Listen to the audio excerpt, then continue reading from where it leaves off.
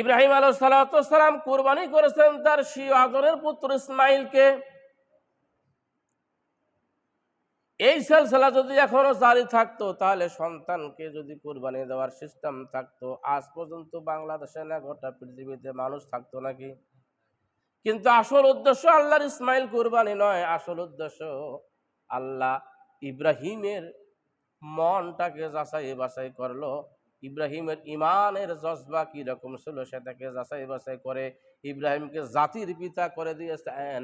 এই জাতির পিতার আদর্শে আমরা আদর্শিত হতে পারলে প্রকৃত মুহাম্মদের উম্মত এবং ইব্রাহিম আলাইহিস সালামের সন্তান হতে পারবো, ঠিক কি না? এই জন্য এখানে বলা হচ্ছে তোমাদের জন্য মানুষ নয়, আলা মা রাযাকাহুম মিন বাহিমাতিল আনআম,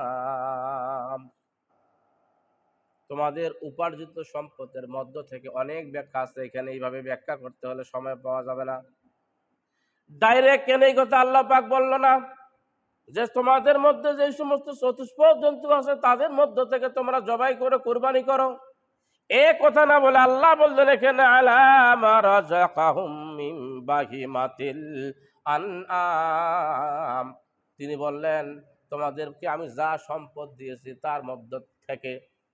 তার মানে সবার বাড়িতে গরু ছাগল নাও থাকিবার পারে, ঠিক কিনা? অথবা গরু আছে ছাগল আছে কিন্তু সেটা নাও কুরবানি দিতে পারে, বাইরে থেকে একটা করে করে এনে কুরবানি দিবে। মানে তোমাকে যে রেজেক দান করেছি আমি আল্লাহ রাব্বুল আলামিন, এই রেজেক থাকিয়া তোমাকে কুরবানি করতে হবে। সেটা হলো বাহিমাতুল, সেটা হলো আনআম, বাহিমাতুল আনআম, তোমাদের চতুষ্পদ জানোয়ারদের মধ্য থেকে।